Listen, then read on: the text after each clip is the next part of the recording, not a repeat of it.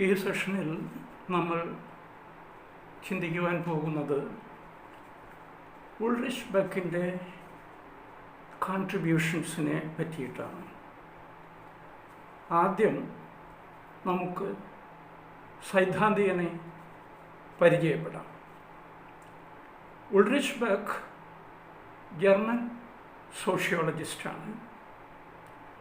അദ്ദേഹത്തിൻ്റെ ജീവിതകാലം 1944-2015. അദ്ദേഹം ഒരു പബ്ലിക് ഇൻ്റലക്ച്വൽ ആയിട്ടാണ് അറിയപ്പെട്ടിരുന്നത്. പാരിസ്ഥിതിക പ്രശ്നങ്ങളെപ്പറ്റിയും സാമൂഹികവും സാംസ്കാരികവുമായ പരിണാമങ്ങളെ പറ്റിയും മൗലികമായ കാഴ്ചപ്പാടുകൾ ഉണ്ടായിരുന്ന ഒരു പ്രശസ്ത ചിന്തകനാണ് ഉൾറിച്ച് ബക്ക്. അദ്ദേഹം പല ദേശങ്ങളിലും സ്ഥാപനങ്ങളിലും ഈ വിഷയങ്ങളിൽ ധാരാളം പ്രഭാഷണങ്ങൾ നടത്തുകയുണ്ടായി. പ്രകൃതിയെ അമിതമായി ചൂഷണം ചെയ്യുന്നതിൽ ആശങ്കാകുലനായിരുന്നു അദ്ദേഹം. ചെർണോബിൽ അറ്റോമിക് അപകടത്തിൻ്റെ പശ്ചാത്തലത്തിലാണ് അദ്ദേഹം 1986 റിസ്കോ ഗിസൽഷാഫ്റ്റ് എന്ന ലേഖനം പ്രസിദ്ധീകരിച്ചതെന്ന് പറയപ്പെടുന്നു. അദ്ദേഹത്തിൻ്റെ പഠനം ഫൈബർഗ്, മ്യൂണിക് സർവകലാശാലകളിലായിരുന്നു. 1972 അദ്ദേഹം മ്യൂണിക് സർവകലാശാലയിൽ സോഷ്യോളജിസ്റ്റ് എന്ന പദവിയിൽ സേവനം അനുഷ്ഠിച്ച് ഉണ്ടായിരുന്നു. അതിനുശേഷം മൺസ്റ്റർ, ബാംബർഗ് എന്നീ സർവകലാശാലകളിൽ സേവനം അനുഷ്ഠിക്കുകയുണ്ടായി. 1992 മുതൽ അദ്ദേഹത്തിൻ്റെ ജീവിതകാലം മുഴുവനും മ്യൂണിക് സർവകലാശാലയിൽ സോഷ്യോളജി പ്രൊഫസറായി സേവനമനുഷ്ഠിച്ചു. അദ്ദേഹത്തിൻ്റെ പേരിൽ ഒരുപാട് ലേഖനങ്ങളും പുസ്തകങ്ങളും ഉണ്ട്. അതിൽ പ്രധാനപ്പെട്ട ചില രചനകൾ നമുക്കിവിടെ ചൂണ്ടിക്കാണിക്കാനായിട്ട് ശ്രമിക്കാം. ഒന്നാമത്തേതായിട്ട് risk society towards a new modernity. അത് ഞാൻ നേരത്തെ പറഞ്ഞ ലേഖനമായിട്ട് 1986 പ്രസിദ്ധീകരിച്ചു. പുസ്തക രൂപത്തിൽ മെച്ചപ്പെട്ട രീതിയിൽ ഇംഗ്ലീഷ് ട്രാൻസ്ലേഷനിൽ 1992 പ്രസിദ്ധീകരിച്ചത്.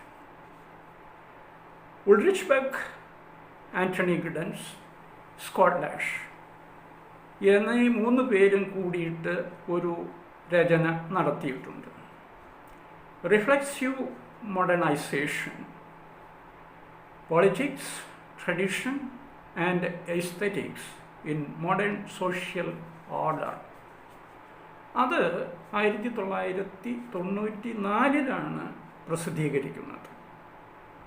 മൂന്നാമതായി നമുക്ക് പറയാവുന്നത് വേൾഡ് റിസ്ക് സൊസൈറ്റി 1998 പ്രസിദ്ധീകൃതമാകുന്നത്.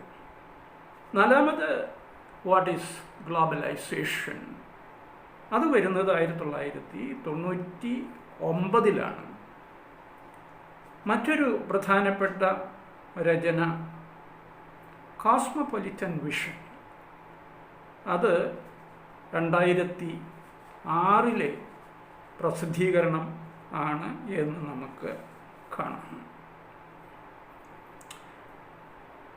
ഗിഡൻസും ബെക്കും ഒരുമിച്ച് ഇന്നത്തെ സമൂഹത്തിലെ പലതരത്തിലുള്ള അപകട സാധ്യതകളെപ്പറ്റി, അതായത് റിസ്കിനെ പറ്റി ഒരുപാട് കാഴ്ചപ്പാടുകൾക്ക് ജന്മം നൽകിയിട്ടുണ്ട്. സാമൂഹികവും സാമ്പത്തികവും രാഷ്ട്രീയവുമായ മേഖലകളിൽ റിസ്ക് എങ്ങനെയെല്ലാം പ്രത്യക്ഷപ്പെടുന്നു എന്നാണ് അവരുടെ വ്യവഹാരങ്ങളിൽ നിറഞ്ഞു നിൽക്കുന്നത് എന്ന് പറയാം. മനുഷ്യൻ്റെ സ്വഭാവങ്ങളാണ് ആധുനിക സമൂഹത്തിൽ റിസ്ക് ഉണ്ടാകാൻ സഹായിക്കുന്നതെന്ന് അതിനാൽ സമൂഹശാസ്ത്രജ്ഞന്മാരായ ഇവർക്ക് ഈ വിഷയത്തിൽ പ്രത്യേക താല്പര്യം ഉണ്ടായിരുന്നു എന്ന് പറയേണ്ടിയിരിക്കുന്നു. റിസ്ക് ഉണ്ടാക്കുന്നതിൽ ശാസ്ത്ര സാങ്കേതിക വിജ്ഞാനത്തിനും അതുപോലെ തന്നെ വ്യവസായവൽക്കരണത്തിനും ഉണ്ടായിരുന്ന പങ്കും അവരുടെ വിശകലനത്തിന് വിഷയമായിട്ടുണ്ട്. ബെക്കിനെ പറ്റി പറയുമ്പോൾ പ്രത്യേകിച്ചും അദ്ദേഹം ജന്മം കൊടുത്ത രണ്ട് ആശയങ്ങളെ അടയാളപ്പെടുത്തേണ്ടതായിട്ട് ഉണ്ട്. അവ അദ്ദേഹത്തിൻ്റെ മൗലികമായ ചിന്തകളെയാണ്, ഒറിജിനൽ തിങ്കിങ് പ്രതിനിധാനം ചെയ്യുന്നത് എന്നും പറയേണ്ടിയിരിക്കുന്നു. അവ സന്നിഗ്ധ സമൂഹം അല്ലെങ്കിൽ റിസ്ക് സൊസൈറ്റി, അതുപോലെ തന്നെ ആത്മവാചിയായ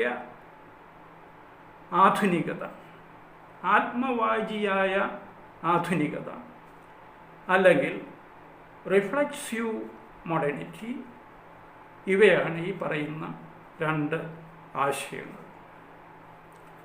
അദ്ദേഹം റിഫ്ലക്സീവ് മോഡേണിറ്റിയും റിസ്ക് സൊസൈറ്റിയും തമ്മിലുള്ള ബന്ധം വിശദമായി തന്നെ ചർച്ച ചെയ്യുകയുണ്ടായി. ഏകദേശം 25 വർഷക്കാലം അദ്ദേഹത്തിൻ്റെ ചിന്തകളിൽ നിറഞ്ഞു നിന്നിരുന്ന ഒരു വിഷയം ആണ് മേൽപ്പറഞ്ഞത്.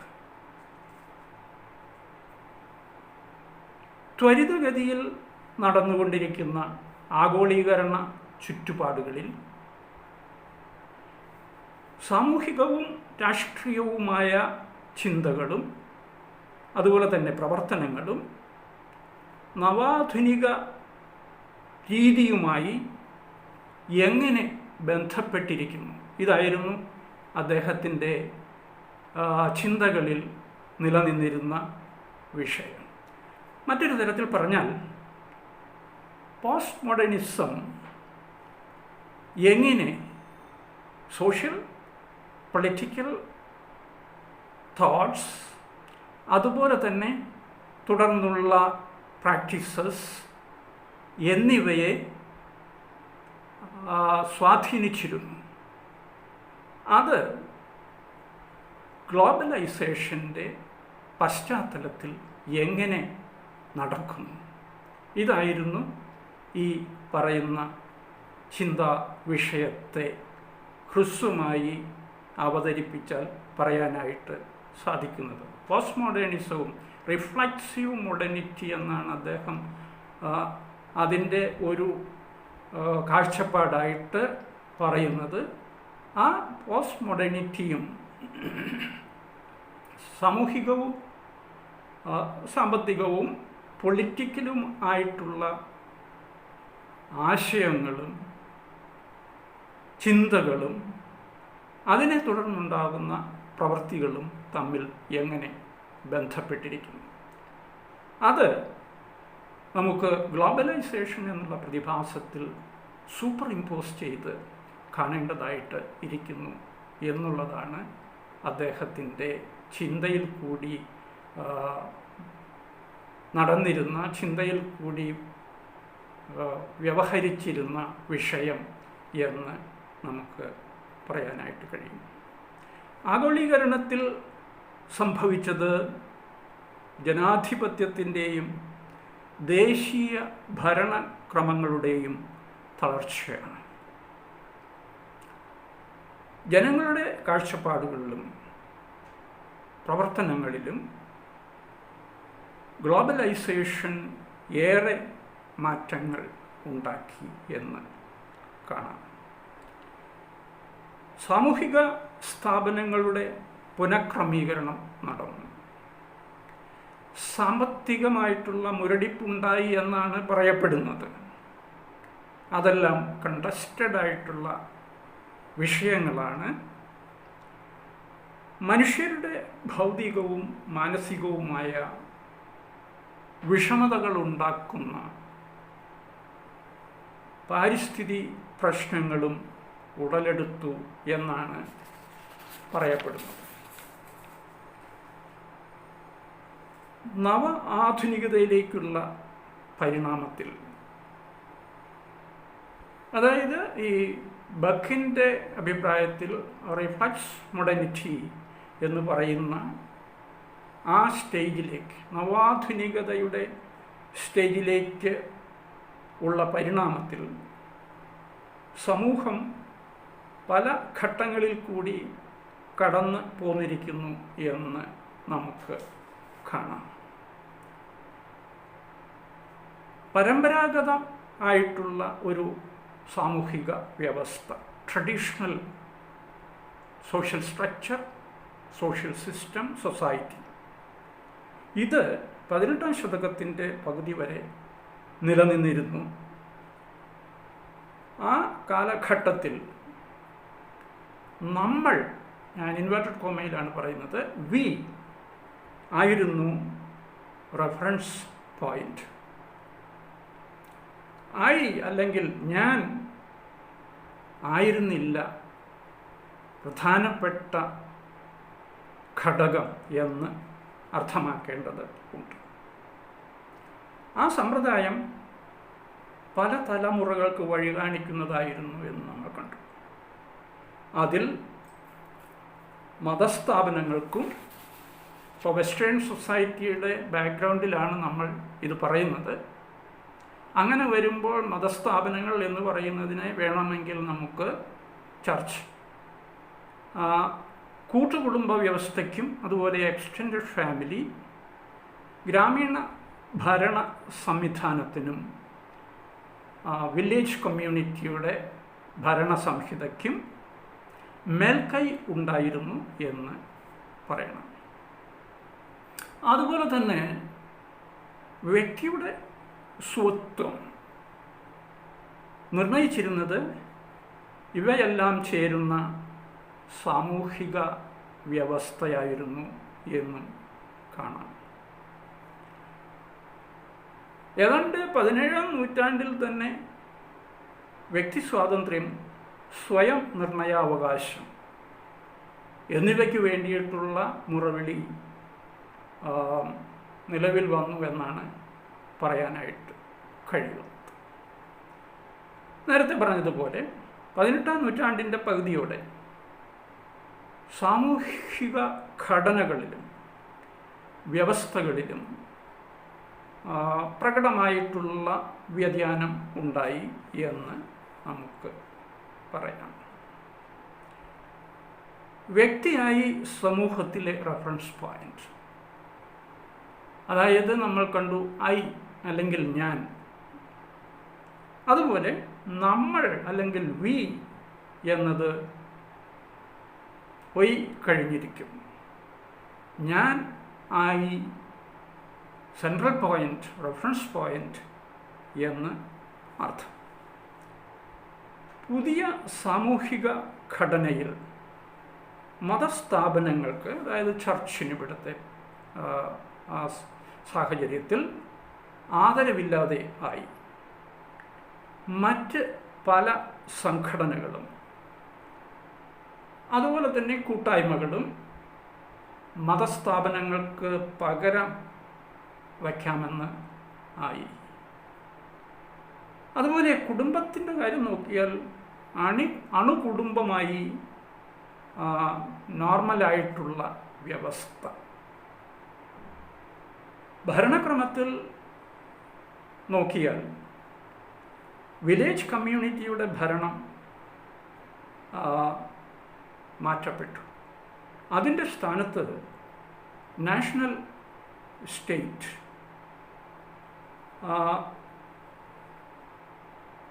ആ തരത്തിലുള്ള സംവിധാനം ഗ്രാമസഭകളെ നിഷ്പ്രഭമാക്കി എന്ന് നമുക്ക് പറയാം.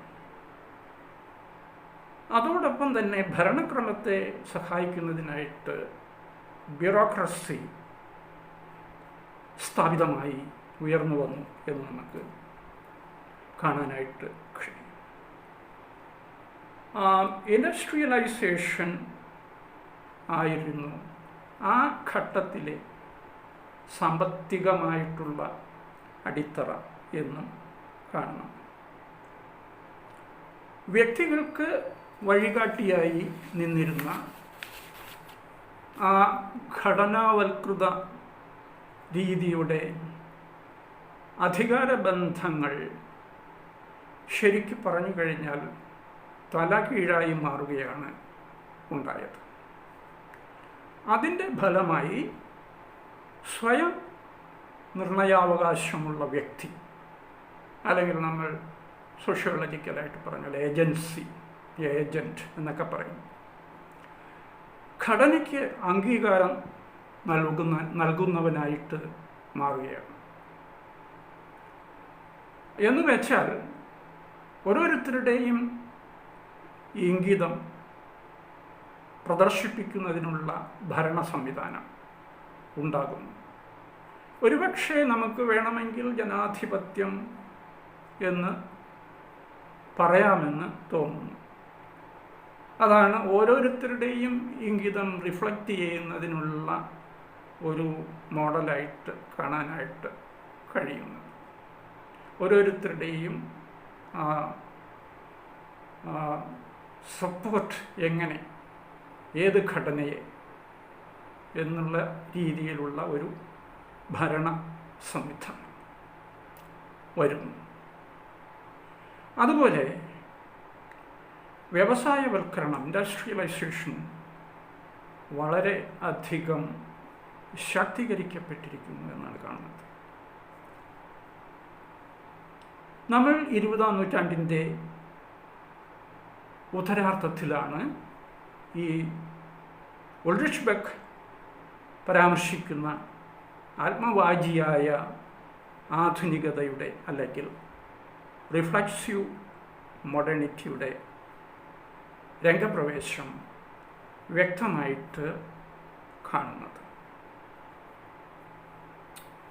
റിഫ്ലക്സിവിറ്റി എന്നത് ഒരു ചാക്രികമായി സംഭവിക്കുന്ന പ്രതിഭാസമാണെന്ന് പറയാം.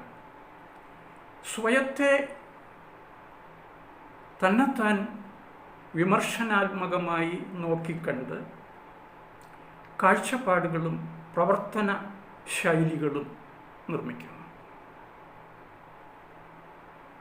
ആ വിമർശനാത്മകമായിട്ടുള്ള വിശകലനത്തിൻ്റെ അടിസ്ഥാനത്തിലാണ് എന്ന് പറയണം ഈ കാഴ്ചപ്പാടുകളും പ്രവർത്തന രീതികളും നിർമ്മിക്കുന്നത്. അവയുടെ ഫലപ്രാപ്തി പുനർവിചിന്തനം നടക്കും. റിഫ്ലക്സീവ് ആയിട്ടുള്ള ചിന്തകൾ സ്വയം നിർണയ കഴിവ് വർദ്ധിപ്പിക്കുമെന്ന് പറയാം. അല്ലെങ്കിൽ ഈ പറയുന്ന റിഫ്ലക്സീവ് ആയിട്ടുള്ള തിങ്കിങ്, ഓട്ടോണമി, സ്വയം നിർണയ അവകാശം വർദ്ധിപ്പിക്കും എന്ന് ആണ് കാണാനായിട്ട് കഴിയുന്നത്. ഇത് കുറവുള്ള ആളുകൾ, സ്വയം നിർണയ അവകാശം കുറവുള്ള ആളുകൾ, അല്ലെങ്കിൽ റിഫ്ലക്സീവ് തിങ്കിങ്ങിൽ കഴിവ് കുറഞ്ഞ ആളുകൾ പലപ്പോഴും സമൂഹത്തെ ഡിപ്പെൻഡ് ചെയ്തുകൊണ്ട് ആശ്രയിച്ചുകൊണ്ട് നിൽക്കും അവരവരുടെ കാര്യങ്ങളെപ്പറ്റി ചിന്തിക്കുന്നതിനും അതുപോലെ തന്നെ പ്രവർത്തിക്കുന്നതിനും എന്നാണ് പറഞ്ഞു വരുന്നത്. ഇവിടെ നമുക്ക് വേണമെങ്കിൽ ഫ്യൂഡൽ വ്യവസ്ഥയെ അതുതന്നെ നിഷ്കാസനം ചെയ്ത് വ്യാവസായിക സമൂഹം നിലവിൽ വന്നത് ഒരുപക്ഷെ ഈ പറഞ്ഞ റിഫ്ലക്സീവ് തിങ്കിങ്ങിൽ കൂടിയിട്ടാണ്, അല്ലെങ്കിൽ റിഫ്ലക്സിവിറ്റി എന്ന പ്രതിഭാസത്തിൽ കൂടിയിട്ടാണ്. ഫ്യൂഡൽ സിസ്റ്റത്തെ അതുതന്നെ വിചിന്തനം ചെയ്തു വിമർശനാത്മകമായിട്ട് അതിൽ നിന്നുള്ള കണ്ടെത്തലുകൾ പുനഃപരിശോധന നടത്തി അതിൻ്റെ അടിസ്ഥാനത്തിൽ പുനഃക്രമീകരണം നടക്കും. അപ്പോൾ അതാണ് ഈ പറഞ്ഞു വരുന്നത്. ഫ്യൂഡൽ വ്യവസ്ഥയെ അതുതന്നെ പരിശോധിച്ചിട്ട് ഉണ്ടാക്കിയെടുത്തതാണ് ഈ പറയുന്ന വ്യാവസായിക സാമൂഹിക ക്രമം എന്നത്. അപ്പോൾ ഇത് ഓട്ടോണമി വർദ്ധിപ്പിക്കുന്നു, റിഫ്ലക്സിവിറ്റി എന്നാണ് പറയുന്നതിൻ്റെ അർത്ഥം.